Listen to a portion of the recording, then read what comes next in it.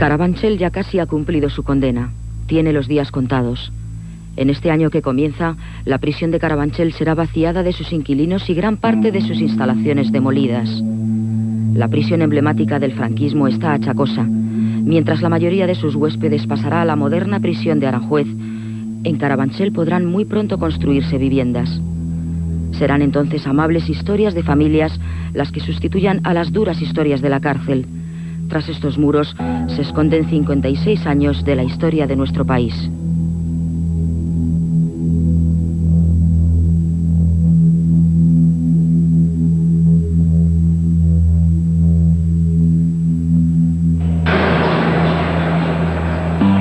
Un día laborable de 1998, inicio de jornada en la cárcel de Carabanchel.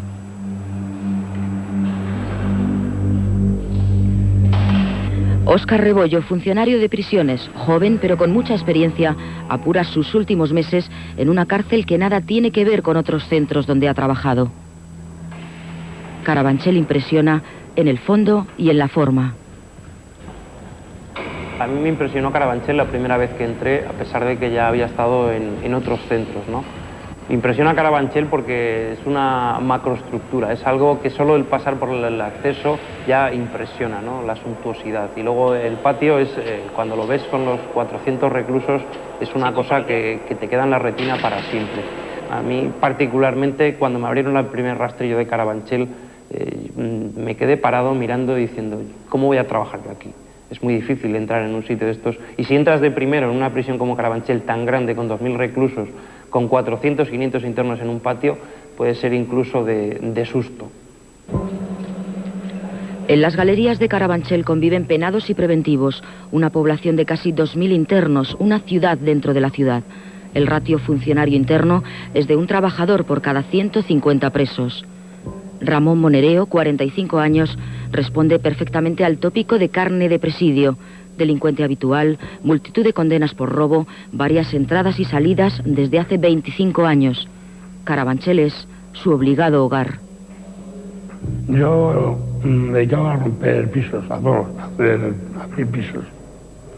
Ha sido una cosa que me he dedicado de siempre, desde que tenía 20 años. Con el tiempo lo he ido mejorando, digamos que he ido avanzando en mi oficio o mi profesión.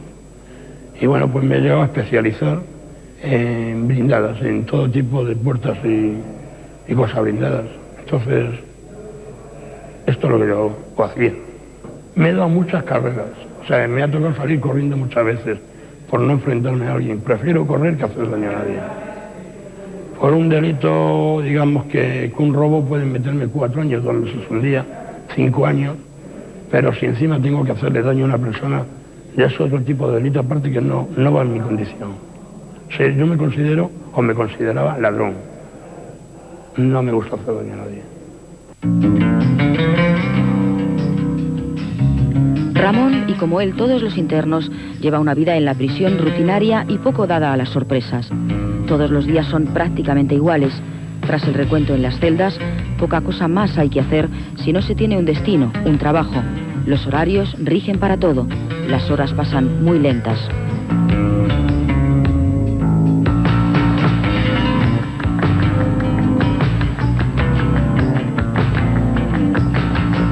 Yo hice los delitos, yo estoy pagando unos delitos que he cometido, pues me parece justo.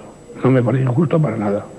Que han tardado mucho en condenarme, que podía haber entrado la primera vez y haberlo pagado todo de tirón y ahora estaría libre, pues sí. Es lo único que puedo quejarme en un momento dado, ¿no? Pero realmente estoy pagando lo que he hecho. Ahora estoy en la 5ª. Anteriormente estuve en la 7ª y vine aquí por un destino, un trabajo. La diferencia es enorme, ya que aquí la gente que hay normalmente son gente primeriza o gente que viene a buscarse un trabajo y viene a buscar la libertad. No es tan guerrera como en otras galerías, digámoslo así. En otras galerías no hay trabajo, no hay destino. Toda la gente está más en el patio, más tirada y es más problemática que esta. Ramón ha visto aquí de todo. Ha vivido la etapa de los presos políticos del posfranquismo, los motines de la primera etapa democrática, la entrada de la droga en la prisión y la explosión del SIDA. Su historia es la historia más cercana de una cárcel, unas galerías, unas celdas, que podrían repasar con su lista de ingresos y libertades la historia de nuestro país.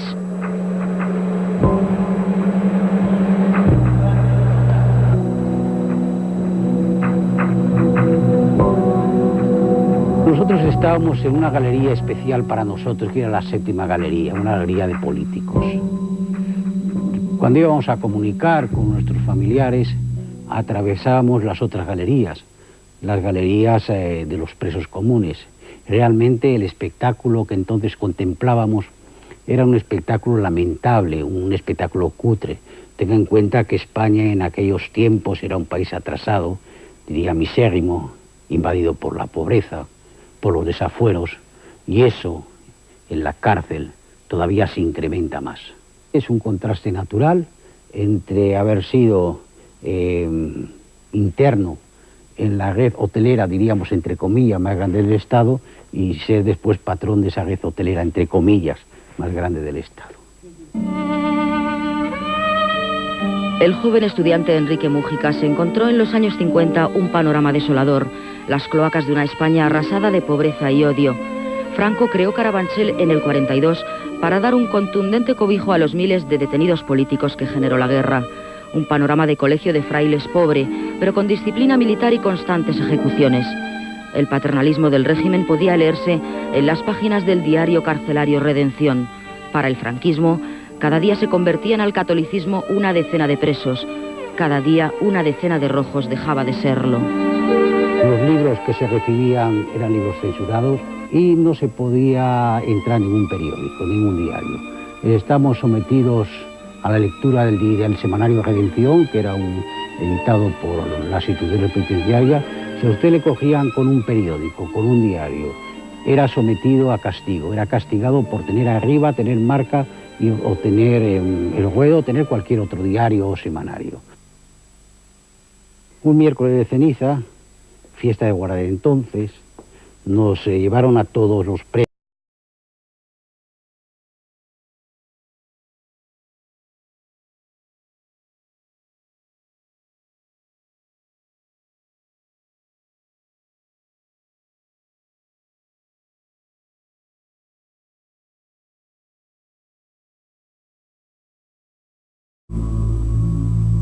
Carabanchel ya casi ha cumplido su condena. Tiene los días contados. En este año que comienza, la prisión de Carabanchel será vaciada de sus inquilinos y gran parte de sus instalaciones demolidas.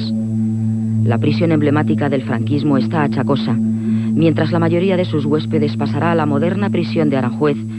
En Carabanchel podrán muy pronto construirse viviendas.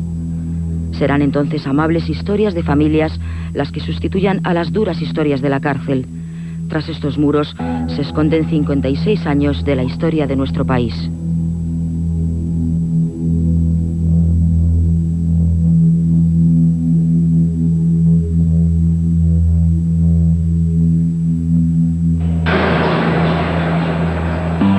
Un día laborable de 1998, inicio de jornada en la cárcel de Carabanchel.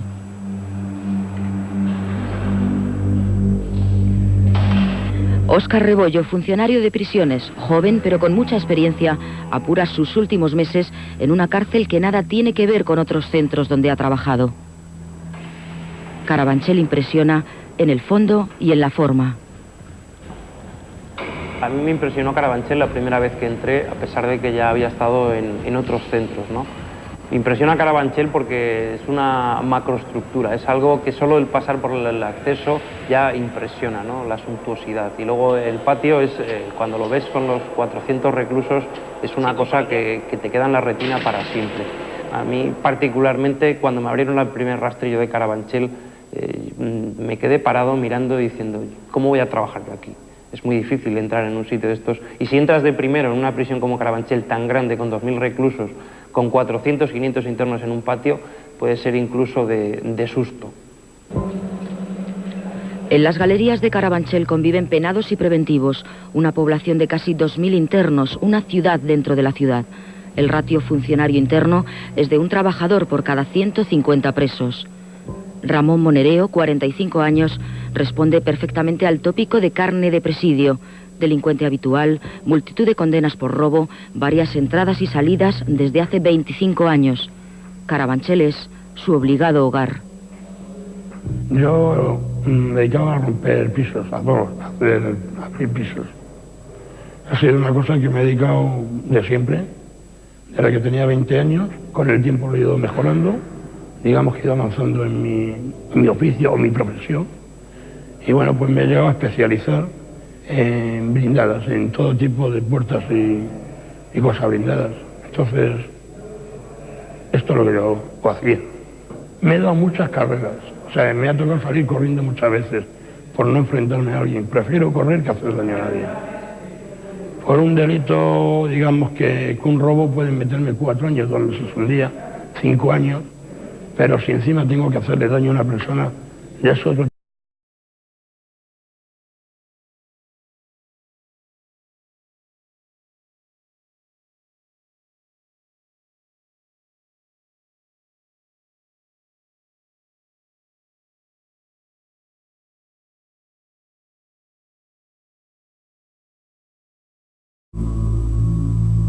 Carabanchel ya casi ha cumplido su condena.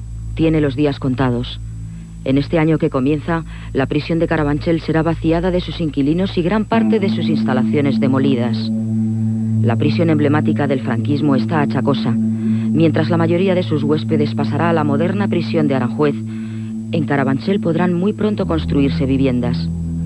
Serán entonces amables historias de familias las que sustituyan a las duras historias de la cárcel. Tras estos muros se esconden 56 años de la historia de nuestro país.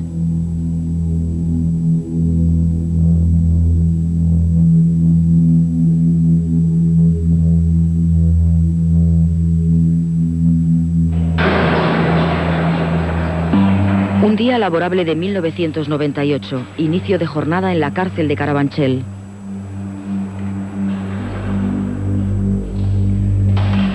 Óscar Rebollo, funcionario de prisiones, joven pero con mucha experiencia, apura sus últimos meses en una cárcel que nada tiene que ver con otros centros donde ha trabajado. Carabanchel impresiona en el fondo y en la forma.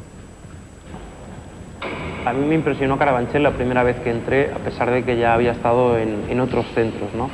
Me impresiona Carabanchel porque es una macroestructura, es algo que solo el pasar por el acceso ya impresiona, ¿no? La suntuosidad. Y luego el patio es, cuando lo ves con los 400 reclusos, es una cosa que te queda en la retina para siempre. A mí particularmente, cuando me abrieron el primer rastrillo de Carabanchel, me quedé parado mirando y diciendo, ¿cómo voy a trabajar yo aquí? Es muy difícil entrar en un sitio de estos. Y si entras de primero en una prisión como Carabanchel, tan grande, con 2000 reclusos, con 400, 500 internos en un patio, puede ser incluso de susto.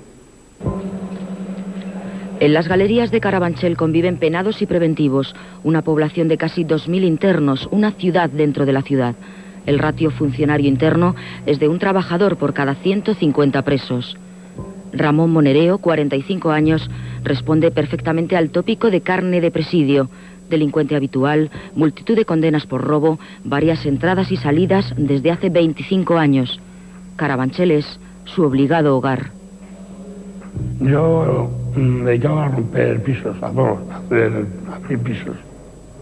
Ha sido una cosa que me he dedicado de siempre, desde que tenía 20 años. Con el tiempo lo he ido mejorando, digamos que he ido avanzando en mi oficio o mi profesión.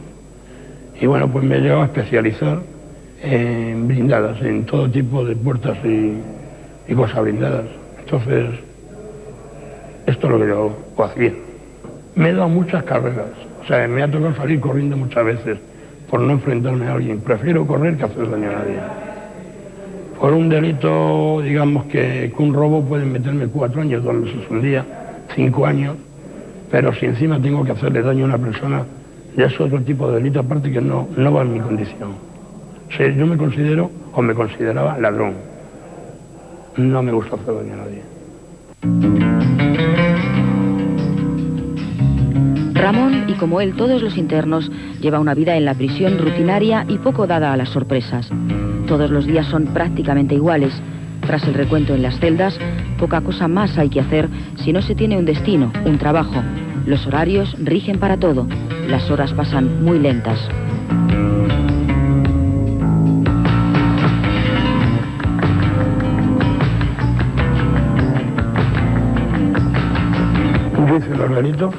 yo estoy pagando unos delitos que he cometido, pues me parece justo. No me parece injusto para nada. Que han tardado mucho en condenarme, que podía haber entrado la primera vez y haberlo pagado todo de tirón y ahora estaría libre, pues sí. Es lo único que puedo quejarme en un momento dado, ¿no? Pero realmente estoy pagando lo que he hecho. Ahora estoy en la quinta. Anteriormente estuve en la séptima y vine aquí por un destino, un trabajo.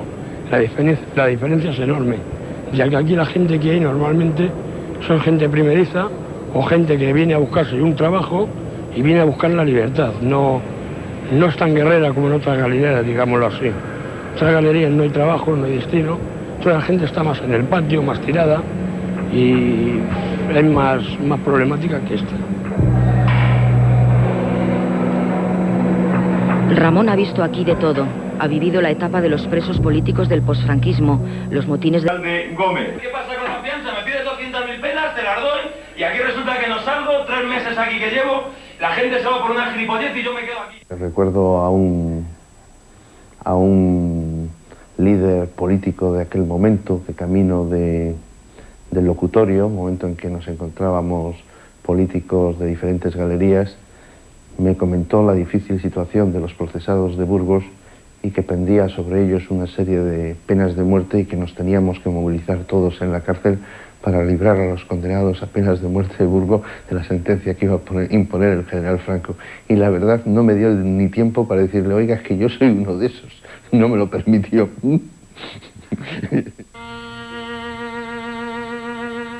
Un total de 9 condenas a muerte y 500 años de prisión para los procesados de Burgos demostraron que el régimen franquista no estaba dispuesto de momento a dejarse intimidar por las protestas internacionales. El ahora socialista Eduardo Uriarte vivió durante 3 días pendiente de la muerte. El 30 de diciembre del 70 llegó la noticia que hizo respirar a los 6 condenados: la conmutación de la pena por el jefe del Estado, Francisco Franco. El hecho de estar pendiente de una sentencia de muerte te lleva a una cierta enajenación mental de lo que te rodea, ¿no? Yo coincidí en el año 62 con los primeros presos de la organización de ETA, que estaban en la cárcel, nada tenían que ver con esta banda de asesinos y la inmensa mayoría de ellos hace ya muchos años dejaron de vincularse a ETA y dejaron de vincularse a HB y hoy son ciudadanos que siguen siendo nacionalistas, pero dentro del sentido democrático de la convivencia y de la paz. La evolución de ETA hasta lo que es hoy siguió su curso. Un día gris de noviembre de 1973, el régimen se tambaleaba con el atentado contra el presidente del gobierno, Carrero Blanco. Un mal día para comenzar el proceso que juzgaría a los 10 de Carabanchel, los 10 sindicalistas de Comisiones Obreras. El proceso 1001 convertiría a Marcelino Camacho en el líder moral de los presos políticos. El día empezó con malos augurios y la condena, dictada a los 3 días, fue de entre 20 y 12 años de cárcel para los veteranos sindicalistas.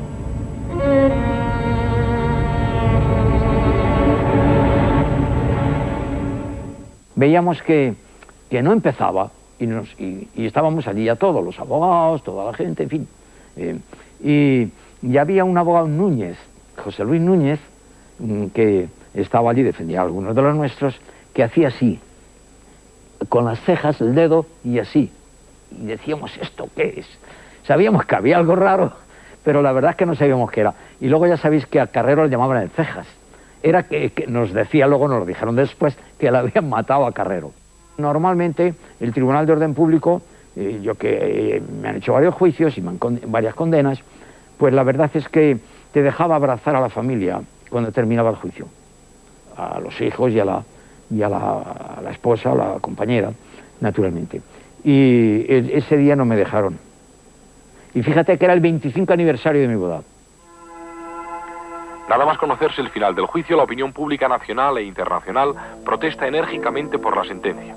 Los periódicos de todo el mundo escriben artículos condenatorios para el régimen del general Franco. Me recuerdo perfectamente, lo tengo grabado. Y dada la actitud inconveniente del acusado, nos vemos obligados a expulsarle de la sala.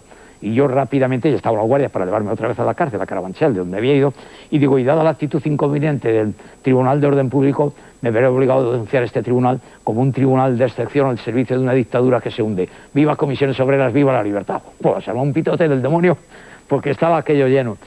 Me decían, de 3 años después, con que se hunde, con que se hunde. ¿Comprendes eso que había dicho una dictadura que se hunde? A Camacho aún le daría tiempo a jugar algunas partidas más a la petanca con sus compañeros. De momento aún le quedaban un par de años más al régimen.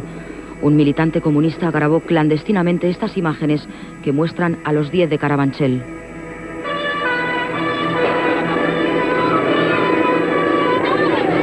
En la calle, las protestas de los estudiantes contra el régimen arreciaban.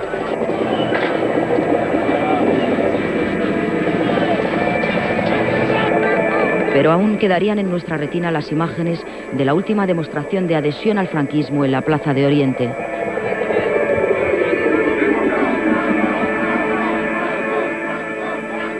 Los jóvenes estudiantes que se manifestaban contra el régimen, como el abogado Jaime Sanz de Bremón, seguían entrando en la prisión madrileña a pesar de que el franquismo ya estaba renqueante. Pero en aquellos tiempos los últimos presos del franquismo ya no convivían con los veteranos. El régimen consideraba que era mejor no malearlos.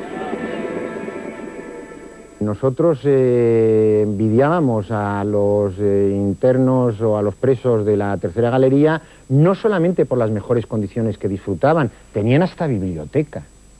Para nosotros, bueno, decíamos, bueno, fíjate, es que en la Tercera Galería tienen hasta biblioteca. Era algo absolutamente impensable en las condiciones en las que nosotros estábamos.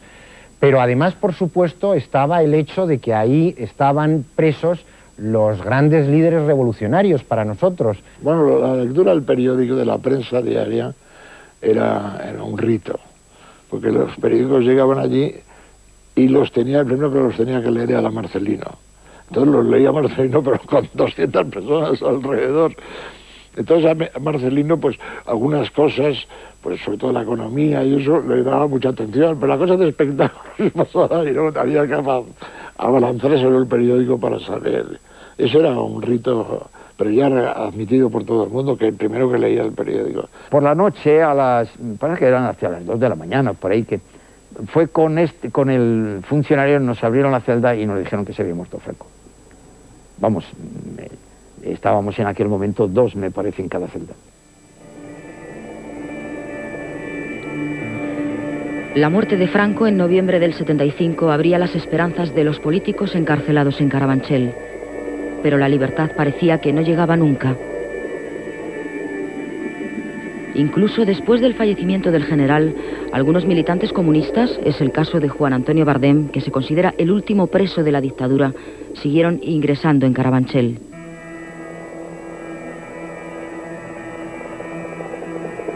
Marcelino Camacho salía de la prisión por medio de un indulto real. Entré en una prisión, en la Quinta Galería de Políticos, donde estaba prácticamente toda la dirección del Partido Comunista de España. Aparte había chicos de ETA político-militar, y había gente también del Partido del Trabajo, de Nazario Aguado, y quizá de la Orretea, alguien y eso, y García Trevijano. Y nada más, no había ningún compañero socialista, ¿no? Pero el partido estaba en pleno. Por eso digo, ya entramos en el útero materno. Porque a partir de ese instante ya el partido se ocupa de ti. Tiene una gran práctica carcelaria desde el final de la guerra. Entonces se ocupa de ti y tu bienestar y tu educación y tu enseñanza y tus ratos de ocio. Saca pecho, me cago en la leche. Vaya benemérito que estás hecho. ¡Calla! ¡Calla, Begoñón! Yo recuerdo esa primera noche aislado y recuerdo un sonido precioso que se colaba por la ventana del espacio de la celda, donde era muy amplia, ¿no? Eran para 3 y estaba yo solo, que era un chisto. Era precioso. Tiri, tiri, tiri, tiri. Era muy bonito eso. El cine se hacía en un subterráneo, en un sótano de la cárcel, que el suelo era de arena, las sillas eran unas sillas metálicas, ya íbamos todos a ver la película, ¿no? Y empezaba la película, nos sentábamos por donde queríamos cada uno, ¿no? Pero yo recuerdo que en las primeras filas había un chico vasco con una voz muy potente, y si al primer rollo de la película que yo no le gustaba, un rollo de 10 minutos, gritaba con voz estentórea, ¡cabrones! Y entonces acababa la proyección de la película.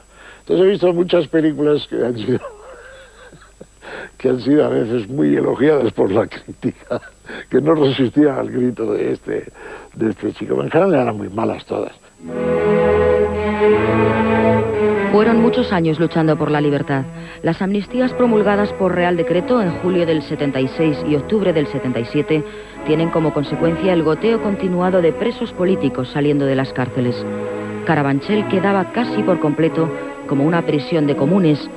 Estos se sintieron injustamente discriminados por la amnistía. Querían una segunda oportunidad. La bandera de la amnistía total enardeció los ánimos de un gran grupo de presos en Carabanchel. A finales del 76 nace la COPEL, la Cooperativa de Presos en Lucha. Exigen borrón y cuenta nueva, mejoras en el trato carcelario. Se autodenominan presos sociales. Se pedía mejora en la comida, se podía mejorar la sanidad, se podía mejorar en el trato, se podía mejorar en todo que no había. O sea, teníamos la higiene tirada por los suelos y bueno, llegamos a un momento en que empezamos a tirar colchones y todo lo que había en los abuelos y pegarle fuego. Y subirnos a los tejados, a amotinarnos y bueno, pidiendo lo que queríamos. ¿Que se consiguió parte? Sí, pero todo no. Y pienso que mucho de lo que se consiguió entonces se ha perdido ahora. Ramón Monereo, que hoy trabaja en la radio de la prisión, es un preso respetado por los más jóvenes. Él vivió la revuelta de los presos comunes del 77 y añora la conciencia social que les motivaba. Eran delincuentes. Eran gente que sabía caer en una comisaría, sabía estar en la cárcel y sabía presentar batalla pues, a todo aquello que le echara en este tema. Era otra gente. Los que hay ahora mismo con tener una pasperina para ponerse un chino, pues les da igual que haya, que no haya, que se beba, que se coma, que les da igual. O sea, es otro tipo de gente. No es lo mismo.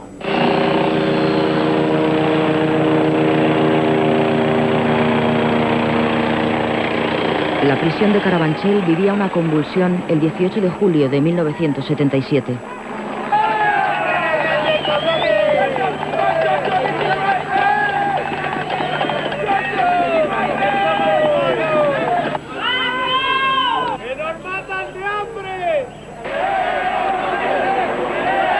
Las reivindicaciones de los presos comunes me parecían absolutamente justas. Qué duda cabe que las prisiones pues son un poco como las cloacas de la sociedad. Es decir, están, pero nadie quiere saber qué es lo que pasa ahí dentro, ni nadie quiere saber exactamente detalles de lo que sucede o de quién está.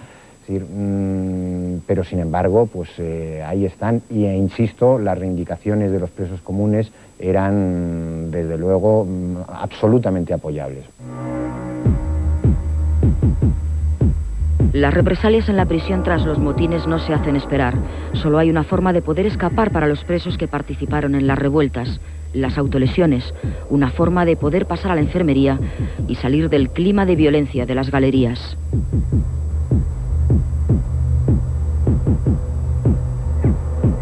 Tuvo muchas condiciones fantasmas, gente que se llevaron por ahí a sitios donde no los volvimos a ver, juntas fantasmas. Hubo algunas palizas, hubo de todo, pero todo en plan bruto, en plan bestia. En plan decir, bueno, pues a los que mandamos son nosotros, estaba chapando un chabón, lo iban, te abrían el chabón y te daban una paliza por la cara, sin más. La única solución que tenías era romper el cristal y cortarte, o comerte un muelle, o en fin. No podías enfrentarte a ellos porque entonces te mataban. Lo máximo que he hecho ha sido comerme muelles. Muelles de las camas, los cogías, los cerrabas al máximo, les daba y te los comías. luego te llevan unos espárragos, te llevan a la enfermería o al Gregorio Marañón. Ha habido gente que han tenido que operar. A mí, gracias a Dios, no hizo falta, pero vamos, no. Hasta ahí ha sido el máximo que me ha llegado a tocar. La conflictividad alcanza su momento culminante con la muerte del recluso Agustín Rueda. Es el mayor escándalo de la democracia en la prisión de Carabanchel. 4 funcionarios propinaron una soberana paliza a varios presos a los que acusaban de haber cavado un túnel para evadirse. Agustín Rueda murió en las celdas de castigo y por primera vez varios funcionarios de prisiones fueron juzgados y condenados. Fue la primera vez, creo, que se procesaba a un director, a un subdirector, a jefes de servicio y a funcionarios de prisiones, y sin que ello deba ser motivo, desde luego, de alegría, porque lo ideal debiera de ser el que jamás se debiera de procesar a nadie por tales motivos, pero si esos hechos sucedían, pues desde luego sí fue un hito el conseguir que por primera vez se procesara y se sentara en el banquillo a personas que eran capaces de hacer esas cosas. Bienvenidos, compañeros, amigos, invitados. Como también vamos a dar la bienvenida a todos los telespectadores que desde sus casas van a disfrutar tanto como nosotros de este importante concierto que pone la guinda de una serie de actividades que hemos dado en llamar Encuentro en Carabanchel.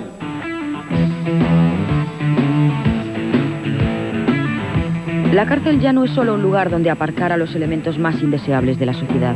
Privados de libertad, pero no de sus derechos, los presos pueden gozar de conciertos, actividades culturales, el deporte, la enseñanza. Todo ello ha hecho de Carabanchel un espacio más habitable, pero también, como en la sociedad de extramuros, la droga y el SIDA han marcado un antes y un después en la vida de la prisión. La droga está dentro de la cárcel, pero es que la cárcel es una microciudad, separada por muros exteriores de lo que es el resto de la ciudad, pero sigue siendo una microciudad, con sus ventajas, con sus inconvenientes y con sus vicios. Y uno de esos vicios que tiene la ciudad, que tiene cualquier lugar, es la droga. Y la droga existe en la cárcel, pero claro, es controlable. Todo el mundo pregunta lo mismo. ¿Y por qué no se controla? Es que es prácticamente imposible, porque las vías de penetración son tan... Hay tal gama porque yo puedo contarte cientos de anécdotas de cosas en las que ha entrado droga.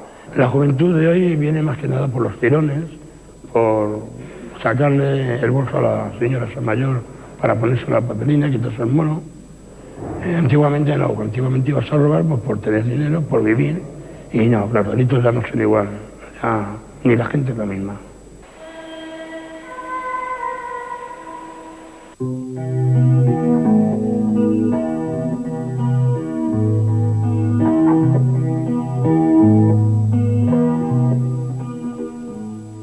Tenemos la mala fama, no sé por qué, de que somos los principales traficantes de drogas de los centros. Bueno, pues yo puedo reconocer que en los 12 años que llevo no he visto ni he tenido noticia de ningún funcionario cercano que haya estado relacionado con ello, ¿no? Además que es una cosa que yo creo que se perseguiría no solo por las leyes, digamos, de la calle, sino por las propias leyes del interior de la prisión, porque los propios funcionarios, los primeros perjudicados de que haya ese contrabando, somos los propios funcionarios, que somos los primeros interesados en que dentro de la cárcel no haya droga, que es probablemente el segundo argumento de violencia dentro de las galerías.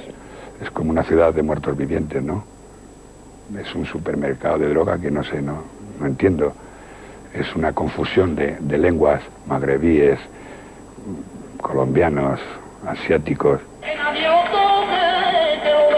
Algunos como el Dioni han podido entrar en prisión en loor de multitud. La ley de la cárcel respeta a aquellos que han conseguido delinquir sin utilizar la violencia. Y para Dionisio Rodríguez, su estancia en Carabanchel fue la estancia del héroe de película. Vaya torito y vaya premios importantes, 40.000, 20.000... Yo después de salir de la prisión de Brasil, pues me encontraba allí pues como un mono en una jaula sin luz, sin nada de nada, como si estuviera en un zoo. Entonces, a pesar de que estoy haciendo una comparación sobre las cárceles, porque conozco 4 de las españolas y esta es la más nefasta que he conocido, pues al llegar a Carabanchel, de donde venía, conociendo lo malo, supe apreciar lo bueno. Me parecía el Hotel Sheraton, ¿no? Fue un recibimiento dentro de lo que cabe simpático, ¿no?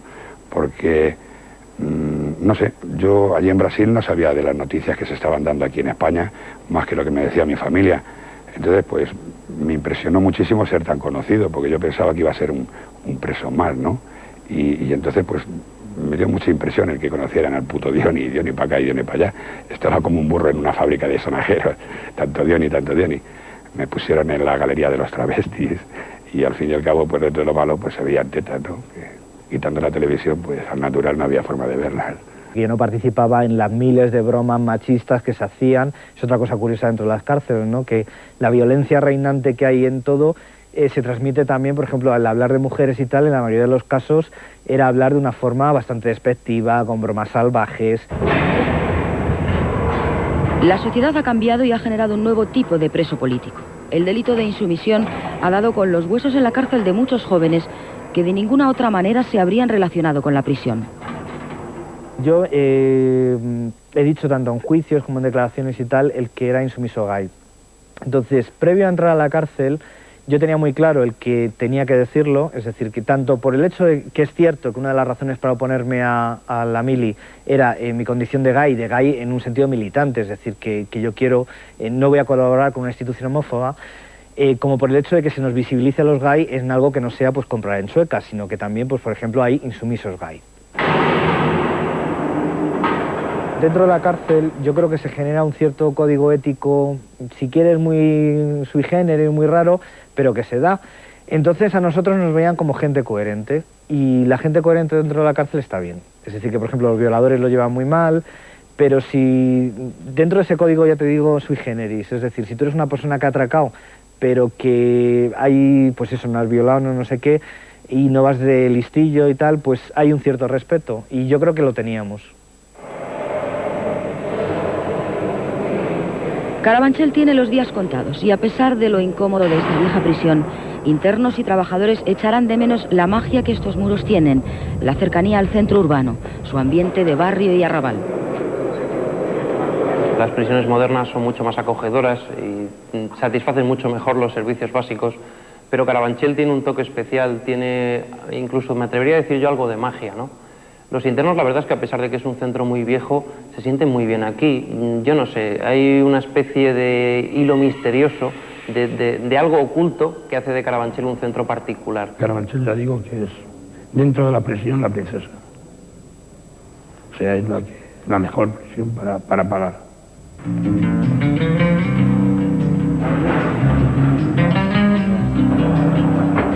Ramón Monedero goza cada 6 meses de un permiso de una semana. Le queda solamente año y medio para tener la libertad condicional.